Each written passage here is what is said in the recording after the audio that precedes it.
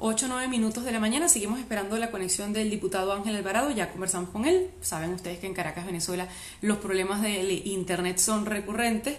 Mientras esperamos que se conecte, pues les refresco algunas de esas informaciones que hemos destacado el día de hoy en la Gran Aldea. Por ejemplo, Gedeón, Origen y Destino, eso está escrito por el periodista Javier Ignacio Mallorca y da cuenta de toda esta operación que según el gobierno de Venezuela, se desmanteló en las costas del estado Vargas, así como también en las costas de Chuao, en Aragua. Ya está conectado el diputado Ángel con él en este momento y también consultarle sobre estos grupos de opinión que intentan levantar las sanciones.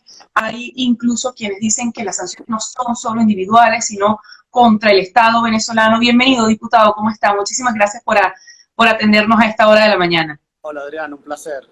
Encantado. Muchísimas gracias. Diputado, hay grupos de opinión que dicen que esas sanciones que se han aplicado contra Venezuela desde que se emitieron las primeras órdenes ejecutivas no afectan solamente a los miembros del gobierno venezolano, no afectan solo a jerarcas, sino también a los venezolanos en líneas generales. Y esto todavía explota más cuando se ve lo que ocurrió ayer con DirecTV. ¿Qué responde usted ante estos planteamientos? Sí, muy importante la pregunta, ¿no? Fíjate que DirecTV, yo estuve revisando todo el tema de las sanciones y DirecTV tiene una licencia general, al igual que todas las telecomunicaciones, para operar en Venezuela. Con lo cual la salida de DirecTV no se puede achacar a un tema de sanciones, hay una licencia general para temas de recepción y transmisión de telecomunicaciones. Con lo cual yo creo que aquí hay otra cosa que puede estar asociada a la censura, bueno, a la cual ya estamos acostumbrados. Por ejemplo, Rumbera Network, que es una radio muy popular aquí en el estado Miranda, salió del aire también esta semana pasada. Entonces, esto me parece que tiene que ver más con algo de Conatel y que, bueno, básicamente la restricción que tenía, según entiendo, DirecTV es, siendo una empresa americana, en este caso AT&T, la necesidad de relacionarse tanto con PDVSA TV, entiendo, y Globovisión, la cual tiene personas designadas como bloqueadas, es decir, sancionadas. Lo lógico hubiese sido que estas dos canales de televisión, en el caso de AT&T, pues salieran de su programación para evitar tener problemas con la legislación americana, pero se ve entonces que, bueno, digamos, tal vez algún tipo de presiones, algún tipo de situaciones, yo lo desconozco, que tengan que ver con esto, pero debo aclarar nuevamente que existe una licencia general que exime a empresas de alimentos, empresas de medicinas, empresas de agricultura, recepción y transmisión de telecomunicaciones, hardware, banca, y por ejemplo Citgo, Ninas, son empresas venezolanas que tienen licencias generales, es decir, licencias que no tienen una fecha de caducidad, como es el caso de Chevron que tenían otras empresas. Así que es bueno aclararlo, decirlo, porque acá yo creo que se está haciendo siempre un poco con esto. Bueno, se está perdiendo un poquito la comunicación. Diputado Ángel Alvarado, justamente hay estos grupos de opinión que piden sean levantadas las sanciones y comenzaron con este impulso luego de que en algunos medios de comunicación apareciera la noticia de que 5 buques petroleros provenientes de Irán vienen a Venezuela y que Estados Unidos iba a impedirlo. Ha sido el economista Francisco Rodríguez el líder de muchos de estos grupos de opinión. ¿Cómo lo ve usted? ¿Es necesario levantar algunas de esas sanciones? Usted hablaba de las licencias que, por cierto, se le ha dado también a Chevron, que es una empresa americana, y a Mastercard, e incluso creo que otra de estas de tema bancario. Sí, es muy importante tu punto. Mira, Adriana, es tan interesante esto y creo que a veces la gente no lee los detalles de estas sanciones o digamos de las excepciones, que si en este momento Nicolás Maduro quisiese mandar petróleo a Estados Unidos, por ejemplo, lo podría mandar. No existe ningún bloqueo ni ninguna restricción para que Nicolás Maduro envíe petróleo a los Estados Unidos incluso, ¿no? ¿Cuál es el problema? Bueno, que Estados Unidos lo que dice es que ese petróleo lo va a cobrar Juan Guaidó. Para que veas, digamos, el tema acá, entonces Nicolás Maduro en este caso se autobloquea porque no envía el petróleo a Estados Unidos, sino que empieza a dar vueltas, ¿no? ¿Qué pasa? Nosotros, y creo que el nombre de este portal es muy bueno, somos parte de una aldea global, de una gran aldea, de una comunidad internacional. Y esta comunidad internacional cada vez es más recelosa de países que financien o que apoyen el terrorismo. Entonces, esto es bien delicado porque hasta ahora Venezuela ha venido en una pendiente, ha entrado en barrena. Y fíjate que en este momento el aliado, hasta ahora, el aliado más importante de Hugo Chávez tal vez fue China. El aliado más importante de Nicolás Maduro hasta ahora había sido Rusia. En este momento pareciera que el aliado más importante de Nicolás Maduro es Irán. Recuerda que Irán bombardeó con drones en las refinerías del sur de la península arábica, es decir, con Arabia Saudita. También Estados Unidos tuvo una operación porque hubo un asalto a la embajada de los Estados Unidos en Irak. Es decir, en este momento las opciones que le quedan a Nicolás Maduro son muy malas. Yo veo una baja probabilidad de que esos buques no entren al país. A mí me parece que lo más probable es que esos buques entren al país. Pero Nicolás Maduro está jugando con fuego, relacionándose con un país que está señalado con temas de terrorismo, o sea, básicamente por Hezbollah, y eso nos va a traer muchos problemas a los venezolanos. Entonces, esto es como cuando tú tienes como inquilino de tu casa en delincuencia, básicamente, quieraslo o no tengas nada que ver, vas a sufrir esas consecuencias. Eso es lo que nos está pasando a los venezolanos en este momento, que tenemos un gobierno que se relaciona con lo peor del mundo y que es inevitable que los venezolanos suframos muchísimas cosas asociadas a los eventos que hace. No solo el tema tema de sanciones, sino, vemos cómo el país sufre el sistema de salud, tenemos la hiperinflación que se acelera, falta de servicio, el tema del gas doméstico de por bombona se va a agravar, el tema de la gasolina se va a agravar.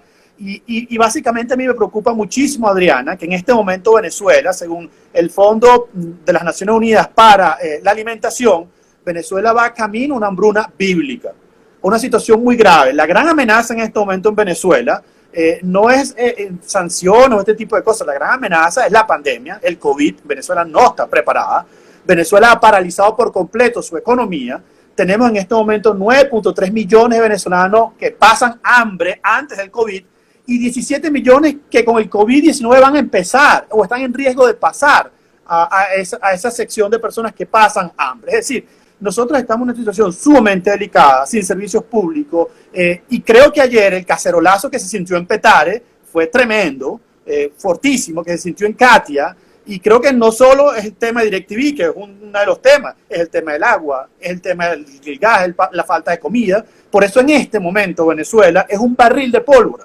Venezuela puede explotar en cualquier momento. Hasta ahora hemos visto protestas en La Guajira, en el estado Sucre, en Upata, pero ahora estamos viendo cómo las zonas populares de Caracas, tanto del oeste, en el caso de Catia, como de Petare, empiezan a caldearse los ánimos, y pienso yo pues que Venezuela podría ir en una situación muy, muy complicada, que tiene que ver con la incapacidad definitiva de Nicolás Maduro de resolver cualquiera de estos problemas. Yo he mantenido una tesis de hace bastante tiempo. Aquí no hay cambio económico sin cambio político. O sea, no hay manera que nadie quiera tener relaciones con Nicolás Maduro así no estuviese sancionado. Entonces, como digo, para eso se dice para todo.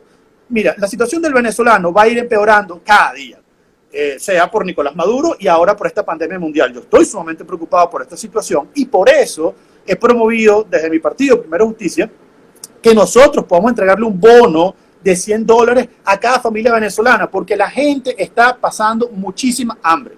Y tenemos un riesgo cierto de una hambruna de proporciones bíblicas, y esto sería sumamente lamentable para el pueblo venezolano. Cuando habla de ese bono de $100 también ha sido cuestionado porque dicen que es populista, incluso lo comparan con un carnet de la patria, pero bueno, en dólares y $100. ¿De dónde salen estos $100? ¿Cómo le pueden dar al venezolano $100? Muy interesante tu pregunta. Mira, desde economistas tan prestigiosos como Oliver Blanchard, que fue el economista jefe del Fondo Monetario Internacional, hasta 58 países en este momento están aplicando este tipo de medidas. No solo eso, sino que más de 80 países, 83 países están considerando cambiar sus sistemas de apoyo de seguridad social para ir a este tipo de esquema de transferencia directa. En este momento el Banco Mundial señala que la mejor política social que se puede implementar en este momento es dar transferencias directas a la población.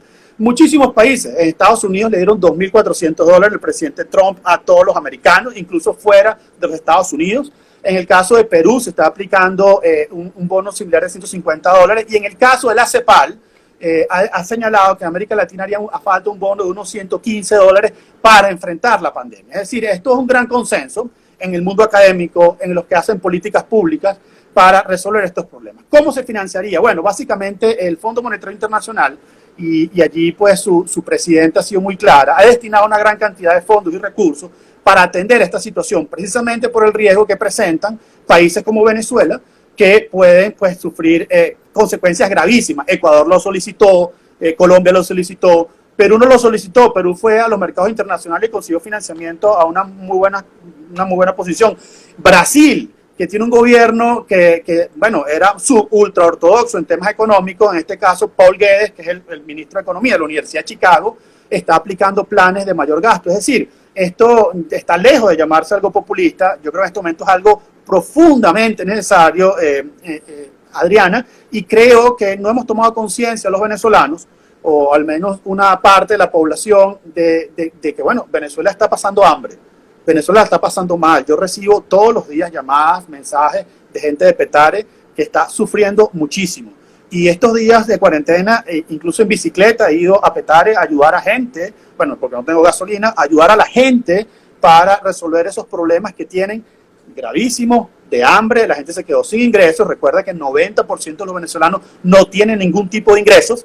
Recuerda que en este momento mucha gente vive el rebusque de trabajos informales, no tiene capacidad de ganarse la vida de otra manera, no tiene ahorros y simplemente entonces ha dejado de consumir. Y esto nos puede colocar entonces que más de 10 millones de venezolanos estén pasando hambre, con las consecuencias que eso tiene en medio de una pandemia que además Venezuela aplanó la curva muy rápido, y al aplanar la curva tan rápida quiere decir que el pico puede llegar muy lejos. Es decir, la academia dice que puede ser septiembre, es decir, que todo este año se nos puede ir en cuarentena y la gente simplemente no tiene posibilidad de quedarse en cuarentena, y aun cuando quiera salir se puede contagiar y no va a conseguir en la calle oportunidades para ganarse la vida. Así que yo veo la situación de Venezuela muy complicada. Los organismos multilaterales están siguiendo con mucho detalle lo que está ocurriendo. La posibilidad de una explosión y la posibilidad de una hambruna son dos polos, cada uno peor que otro, de la situación gravísima que en este momento tiene el pueblo venezolano, y por eso la necesidad de buscar este financiamiento, como te decía, a través de organismos multilaterales.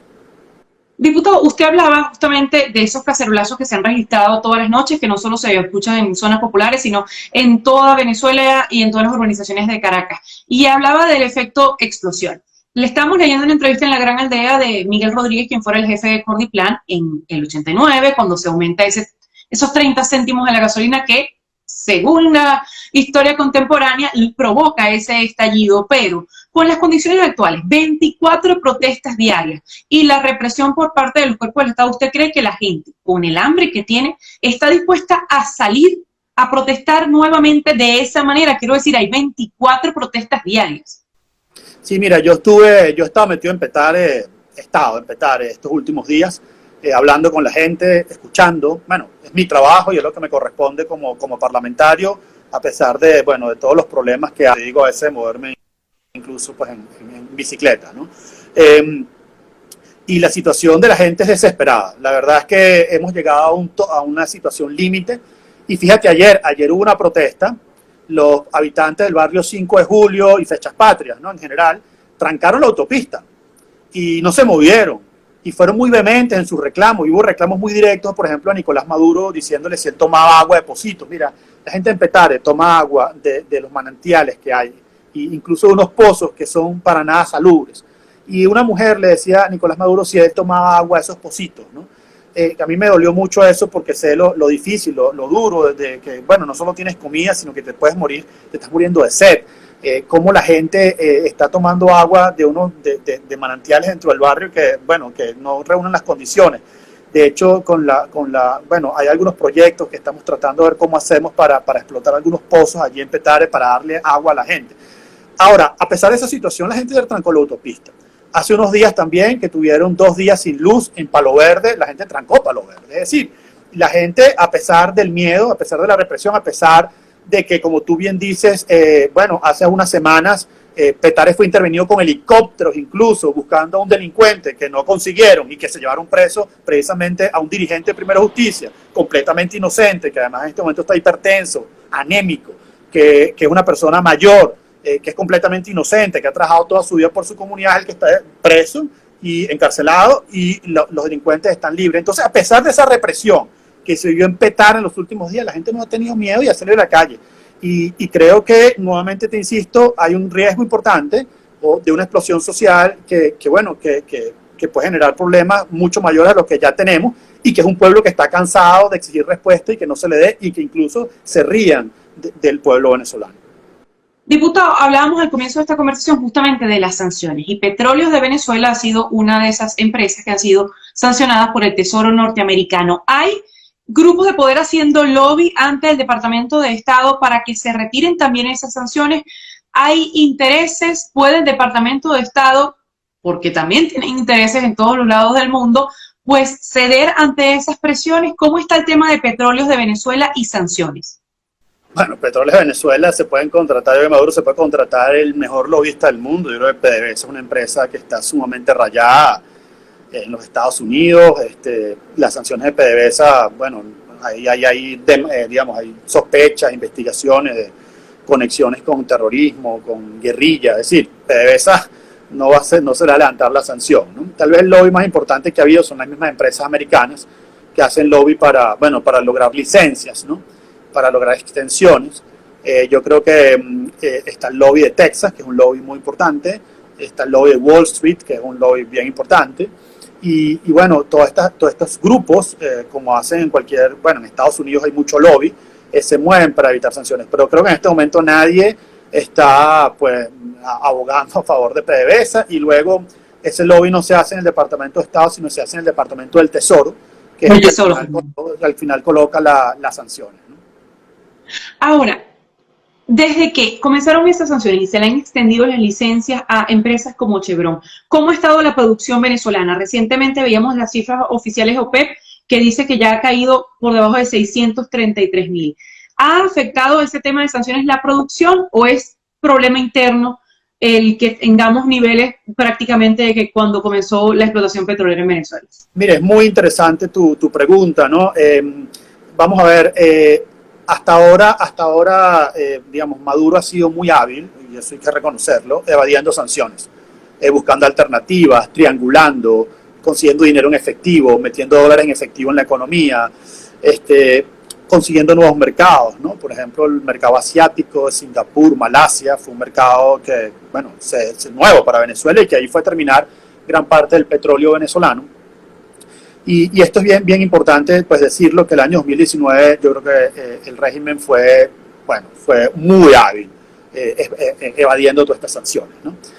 Y se generó un efecto que yo escribí un artículo que básicamente tiene que ver con que las sanciones han generado un cambio de régimen económico en Venezuela. ¿Qué quiere decir eso? Bueno, que se ha flexibilizado la economía a todos los niveles que eran inimaginables con el socialismo del siglo XXI. Y eso tuvo que ver con darle mayor participación operacional, especialmente a las empresas petroleras en Venezuela, que mejoró la producción. De hecho, el último trimestre del año 2019 vimos un repunte en la producción, que tiene que ver con eso que mucha gente escribió, que era, bueno, hay una mejora económica en el país, las cosas están, los bodegones, en fin, ese fenómeno que se empezó a ver, que por supuesto quedó pues hasta diezmado completamente con el COVID-19. Y entonces se generó una especie de lobby cruzado, en mi opinión, entre Rosneft y Chevron, en la cual pues ambas se cuidaban, y que tuvo que ver con una mejora en la producción, especialmente Chevron en los proyectos de Petroviar y Petroboscán, y que eso pues tuvo un efecto importantísimo. Fíjate, los ingresos del Estado venezolano en el primer mes del año 2020, de enero, fue de más de 2.000 millones de dólares. Esto fue realmente importante y tiene que ver con ese aumento de las exportaciones petroleras, que estuvieron por encima del 1.000.000 de barriles, cuando muchos analistas decían pues que terminaba el año alrededor de 400.000, 500.000 barriles. Hoy en día esa realidad no es así, porque básicamente el Tesoro había generado unas sanciones bajo el siguiente criterio. Si yo permito que salga Chevron de Venezuela, el negocio se lo queda a Rosneft, se lo quedan los rusos. Y eso hizo entonces que Chevron lograra licencias. Sin embargo, empezó a aumentar la presión sobre Rosneft, que son presiones secundarias, que es ya una diplomacia más coercitiva, y eso empezó a andar un poco más fuerte al principio de este año. Y creo que coincidió, y creo que esto lo conocía muy bien el Departamento del Tesoro, o tal vez ya lo tenía hablado con Rosneft, no lo descarto, tampoco lo puedo afirmar, y eso hizo entonces que una vez que Rosneft se cobró la deuda, esto es muy importante, una vez que Rosneft se cobró la deuda que tenía, se cobró casi 5.000 millones de dólares en el peor momento de Venezuela entre 2018 y 2020, pues Rosneft se fue del país. Es como el dicho de indio comido, indio ido. Y se fue Rosneft, y una vez que Rosneft se va, entonces empieza el problema de la gasolina. Entonces tú dices, bueno, ¿este compromiso que tiene Rosneft con Venezuela es ideológico o es porque se cobraron y se fueron? Yo tengo conocimiento que muchos proyectos de Rosneft no solo no están invirtiendo, sino lo están devolviendo. El caso de Dragó, de Patao Mejillones, que era un proyecto importantísimo de gas al norte del estado Sucre, pues lo abandonaron. Y 5 proyectos por lo menos petroleros. Entonces esta es una empresa que estaba por el dinero. Y tú dices, bueno, Irán, ¿por qué está en Venezuela? Bueno, Irán está en Venezuela trayendo estos buques, básicamente, pues esos buques no son regalados. Esos buques los pagamos, quién sabe a qué precio, con el oro de las reservas internacionales que están en el Banco Central, que salieron hace aproximadamente un mes en aviones de Menaner y se fueron a Irán y ahora están pagando pues con estos buques. Así que al final yo creo que Nicolás Maduro ideológicamente nadie, ni siquiera ideológicamente nadie lo está apoyando. Aquí lo que hay es un juego en el cual pues está pagando un petróleo caro, como pagaba un petróleo caro también en el caso de Rosneft con gran descuento, una gasolina cara con gran descuento de Rosneft, y ese es el apoyo que tiene. Entonces, creo que un poco lo que seguramente están viendo el Departamento del Tesoro o este tipo de gente es decir, bueno, ¿cuánto tiempo le queda a la cleptocracia? Porque al final esto es una cleptocracia. Y cada sanción la tienes que ver como, bueno, cómo yo hago que la cleptocracia se divide. El gran éxito de una cleptocracia en la literatura es que las cleptocracias se mantienen unidas. Cleptocracia es un gobierno de ladrones, ¿no? Se mantienen unidas porque tienen un negocio que no pueden soltar. Y el gran éxito de la cleptocracia es hacer que la oposición se divida. Es un juego muy sencillo, hay muchas cosas que se han escrito con esto. Y creo entonces que en este momento el gran esfuerzo que tenemos que hacer los venezolanos es, bueno, empujar por lograr ese quiebre de esa cleptocracia que definitivamente no hay manera de que nosotros, incluso en este momento, si la economía venezolana se levantaran todas las sanciones, no habría manera de que aquí hubiese agua, de que aquí hubiese luz, de que aquí hubiese, porque Nicolás Maduro simplemente es una persona completamente tachada en el mundo, reputacionalmente nadie haría negocios con él, y aun cuando tú ves que recientemente se dijo, bueno, las empresas empezaron como a funcionar mejor en Venezuela y se hablaba de algunas empresas pues que habían tenido acuerdos con el gobierno. Vemos cómo hace un mes se ocupó una empresa, Coposa, en el estado portuguesa, cómo se amenazaron los inventarios de otras empresas a lo largo y ancho de Venezuela, como es el caso de Empresas Polar, en la cual pues sus inventarios ni siquiera podían moverlo. Entonces, Venezuela no es un lugar seguro para nadie que quiera hacer negocios. Y por eso muchas de estas empresas se van aún a costa de cualquier circunstancia, porque simplemente no es posible funcionar bien, eficientemente y rentablemente en este país. Muchísimas gracias, diputado, por haber estado con nosotros estos minutos en La Gran Aldea. Encantado, un placer, y a ti, y bueno, espero que todos estén sanos y bien en esta pandemia, que todos se cuiden mucho y que aprovechen bien su tiempo. Un gran abrazo a todos. Saludos. Era Ángel Alvarado, diputado opositor venezolano, miembro también del partido Primero Justicia, dando cuenta de los efectos de las sanciones y también cómo el gobierno de Nicolás Maduro utiliza el discurso de las sanciones para quizás endilgarle la responsabilidad a otros de lo que le corresponde justamente al gobierno de Nicolás Maduro.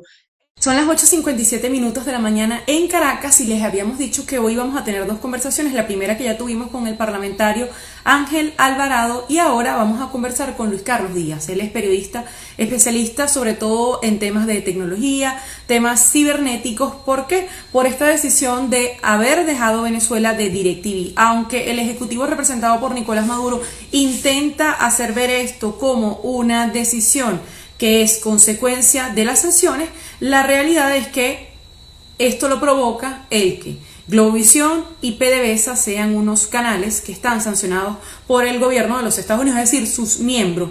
¿Y por qué? Bueno, el gobierno se niega a que salga tanto PDVSA TV como Globovisión de la señal de DirecTV y por tanto pues tiene que salir de Venezuela DirecTV.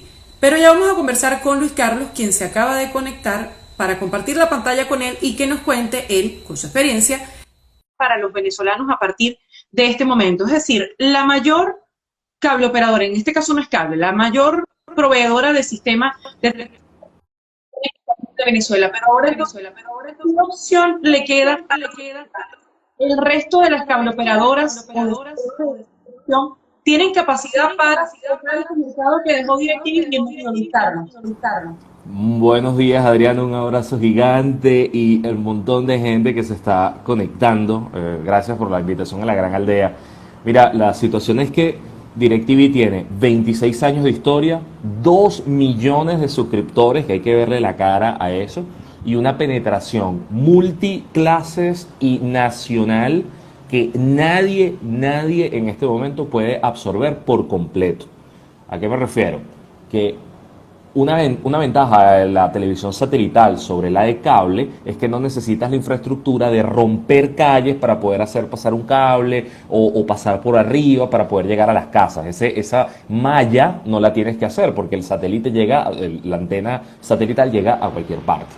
Y lo segundo es que los costos ya no son los mismos. Cuando todas esas familias clase D y E instalaron sus antenas DirecTV, era porque se podía pagar. Eran antenas que quizás podían costar $10, $15, $20, pero los salarios en Venezuela llegaron a ser salarios mínimos de $150, 130, $200. Estoy hablando de salarios mínimos, es decir, ¿cómo los pobres accedieron a esta tecnología? Bueno, porque se podía. Como hoy pueden en Perú, como hoy pueden en Colombia, en Ecuador. Eso hoy se acabó. Instalar un servicio nuevo puede costar muchos dólares y los salarios son 2 o 3. Entonces la respuesta es no pueden absorberlo las otras empresas porque es que además la capacidad que tienen los dos competidores, Intersatelital y Movistar Satelital, es de unos pocos miles de equipos. Es decir, hay unos miles de equipos disponibles, pero eso lo puedes agotar esta misma semana si te pones las pilas y los vendes a los nuevos clientes. Y la importación de nuevos equipos, bueno, igual pueden ser pocos miles, nunca 2 millones. Entonces, la orfandad de DirecTV, los 2 millones de personas que quedaron huérfanos, no pueden ser sustituidos en este momento por ningún otro sistema. La penetración era 45-46% del mercado y eso hace que el resto pueda morder migajitas, pueda decir, bueno, yo te conecto 5.000 personas en esta ciudad, 3.000 personas en esta otra, 1.000 personas en esta otra, pero nunca este volumen. Algunas de las personas me conformo con YouTube, Netflix. ¿Cómo está la conectividad en esas personas que van a bueno, no tienen casa o no tienen equipo, pero puedo ver internet? Es decir, ¿qué consecuencias va a tener para el ancho de banda, si se le puede llamar ancho de banda, a partir de este momento? No, es que primero estamos hablando de servicios completamente distintos. La televisión tiene una estructura completamente distinta a tener internet. Para tener conectividad a internet, la infraestructura es aún más compleja, sea por cable, que igual están graves problemas en Venezuela, como por vía inalámbrica. Entonces, ¿qué pasa allí? Que internet en Venezuela viene en contracción, es decir, menos gente está conectada ahorita de lo que estaba conectada hace un par de años, hace 4 o 5 años, y los nuevos servicios que hay disponibilidad para aquellos que puedan pagarlo. En este momento en Venezuela, instalar un servicio inalámbrico de internet puede estar rondando solo la instalación entre 250 y $400 la instalación. Y las mensualidades pueden estar rondando entre los 30, $40 y 200 o más. Eso excluye al 90% de la población. 90%. Entonces, si vamos a hablar de la burbuja, es decir, del 10% que sí puede, claro que sí. Es decir, con dinero en mano hay suficientes incentivos como para que las empresas vayan y te instalen. Hay ciudades como Maracaibo, donde tú puedes estar pagando $300 en la instalación y aún así tienes que pagarle la gasolina al técnico. Y tienes que pagar, porque no hay gasolina. Es decir, es un momento muy difícil. ¿Qué solución intermedia puede haber? Que es lo que hemos estado evaluando. Más allá de, insisto, es otra discusión.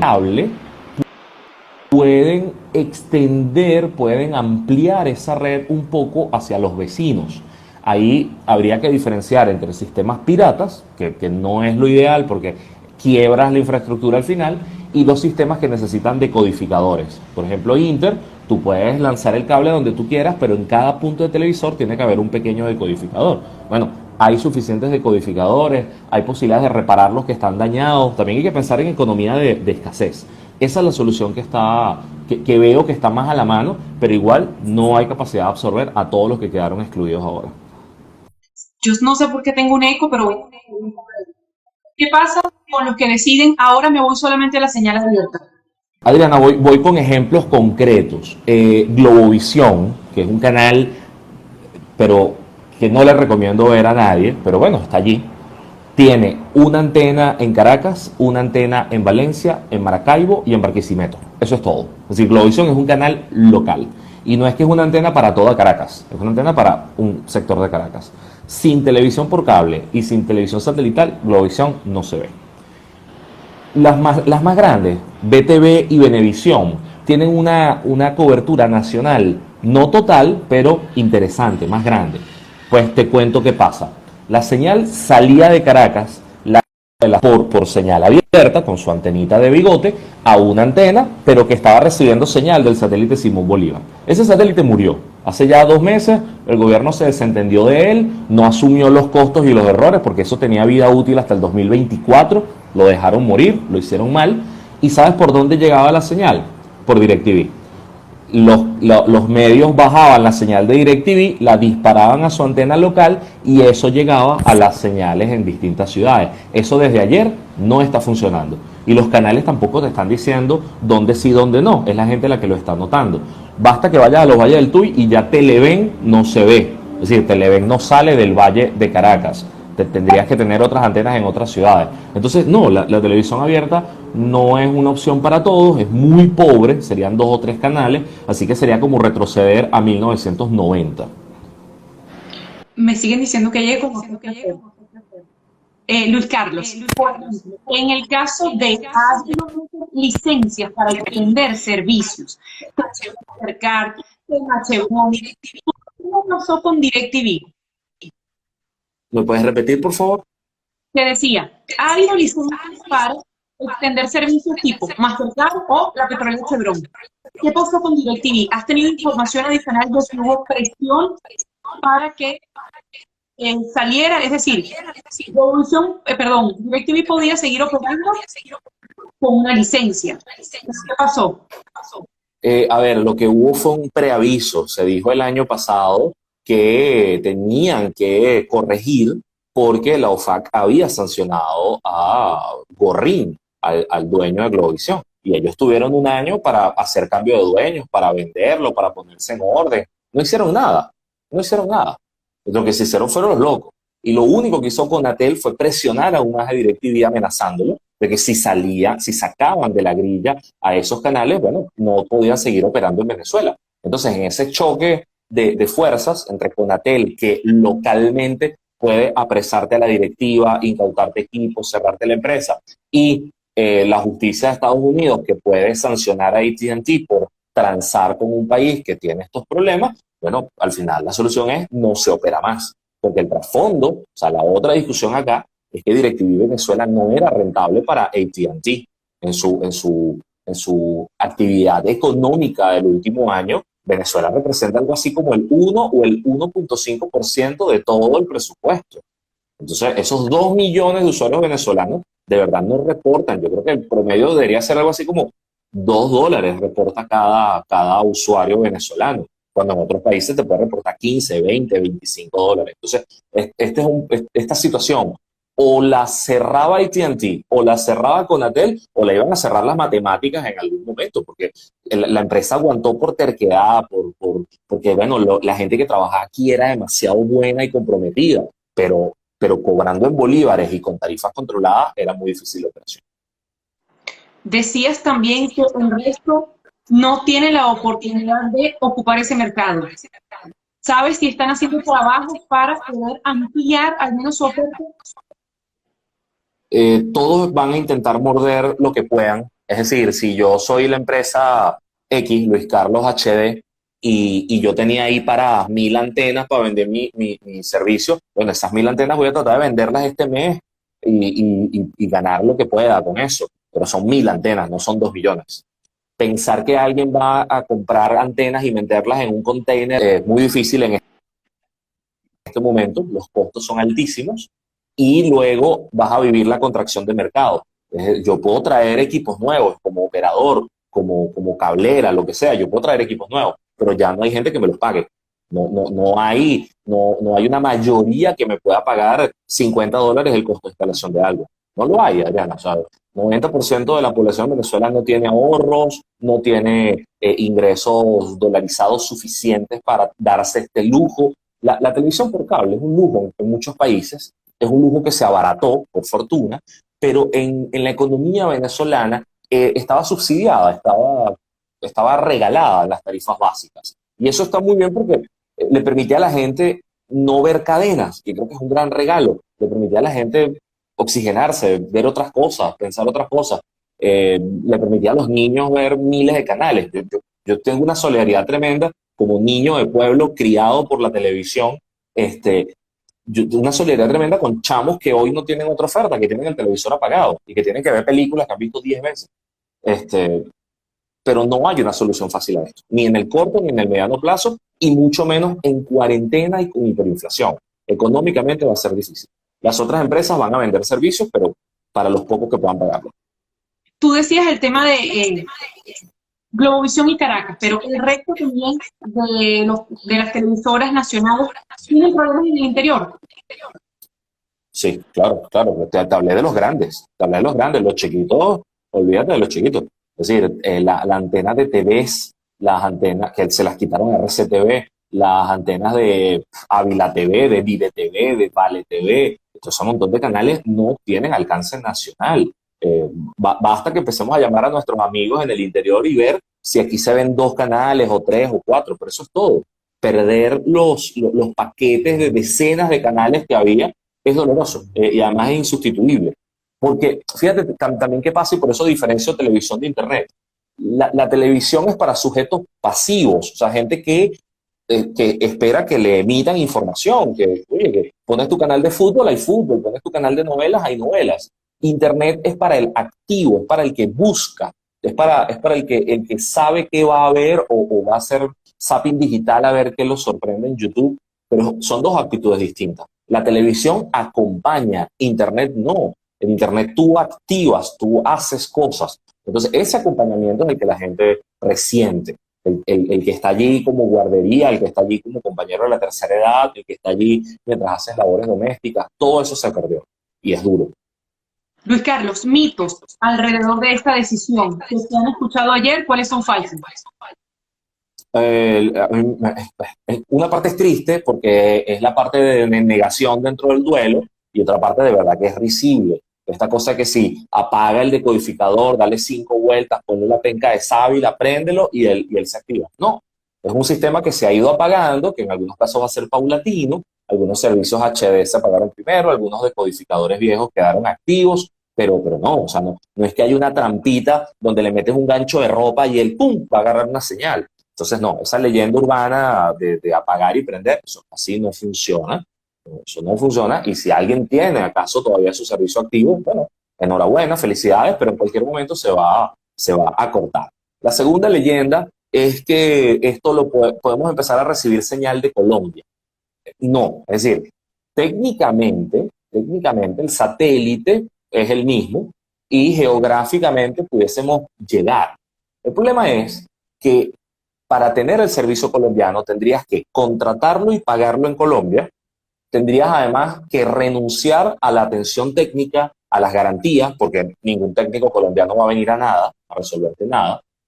Luego tendrías solamente acceso al paquete de canales colombianos, es decir, ya no podrías ver con el mazo dando ni la hojilla, y yo creo que eso es lo que más ve lo que más ven los opositores radicales, no sé, se perderían. Y lo otro es que ese modelo no es escalable a toda la población. Quizás algunos que están en frontera lo hacen. En Apure es muy típico. Tiene señal DirecTV de Colombia. Pero ese no es el método, esa no es la vía. Porque lo que está de fondo es que igualmente estarías usando el espectro electromagnético que está en manos de Conatel. Y si Conatel declara que eso es ilegal, pudiese encarcelarte, pudiese quitarte las antenas, pudiese inhibir señales. Es decir, Conatel puede ser muy creativa haciendo que la gente siga desconectada, porque las reglas las imponen ellos, el control es de ellos. A la gente no se le puede olvidar que el trasfondo de esto es el totalitarismo, un lenguaje de control total sobre lo que la población ve y siente. Entonces, esa segunda leyenda que vamos a tener DirecTV colombiano no es real. Luis Carlos, muchísimas gracias por acompañarnos en estos minutos. Lamentablemente, el gusto me está haciendo muchos escollos. Gracias por estar con nosotros. Un abrazo grande, te quiero mucho, Adriana. Igualmente. Era Luis Carlos Díaz, periodista especializado en temas tecnológicos, dando cuenta de, bueno, la adversidad que viene ahora para los venezolanos que tenían DirecTV y la dificultad de poder conectarse a través de otras cable operadoras o televisoras por suscripción. 9:14 minutos de la mañana en Caracas. Muchísimas gracias por estar allí.